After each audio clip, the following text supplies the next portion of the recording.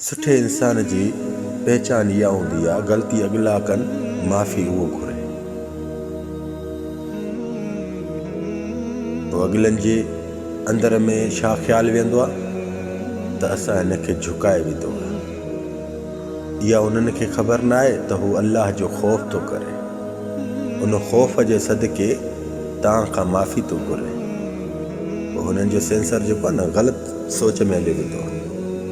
माफ़ी घुरण वारो बि इंसानु बहादुर हूंदो आहे। बहादुर इंसान ई माफ़ी घुरंदो आहे।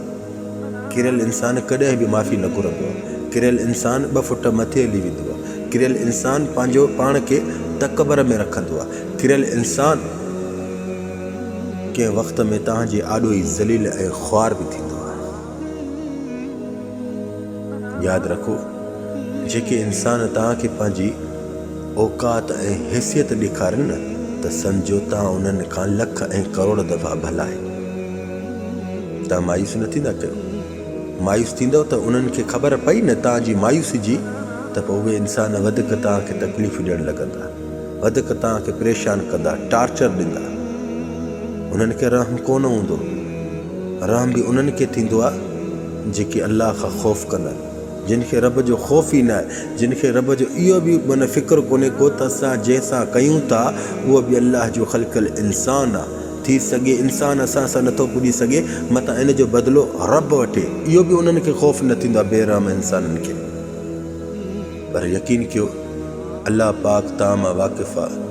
कंहिं बि तव्हांखे ॾुखायो, तकलीफ़ूं ॾिनियूं, अज़ियतूं ॾिनियूं, उहे अलाह पाक खां विसरंदियूं न आहिनि। तूं विसारे सघे थो, पर अलाह वक़्त सां उनखे पकड़ ॾींदो आहे। पकड़ सम्झो था न, अहिड़ो पकड़ींदो आहे उन इंसान खे जो अॻी पोयूं जेके बि उनजी हरकतियूं हूंदियूं न उहे सभु अलाह जे आॾो ज़ाहिर कंदो आहे। रब खां तौबा ताइब कंदो आहे, उहो तव्हांखे ज़ाहिर न थींदो आहे। वक़्तु हर कंहिंखे झुकाए विझंदो आहे। वक़्तु हर कंहिंखे रुआरे विझंदो आहे।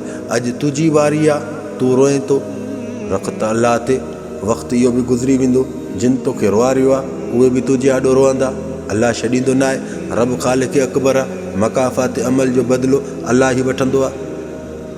जेको जंहिंसां भलो कंदो अलाह उन सां ई भलो कंदो। जेको इंसान खे इंसान सां बुराई कंदो त रब पाक उन बुराई जो बदिलो ज़रूरु वठंदो आहे, छॾींदो न आहे।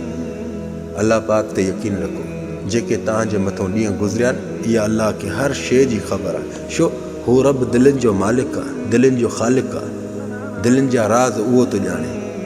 रख त अलाह ते। वक़्तु अॼु तुंहिंजो बुरो आहे, सुभाणे उन्हनि जो बि थींदो। रख त अलाह ते।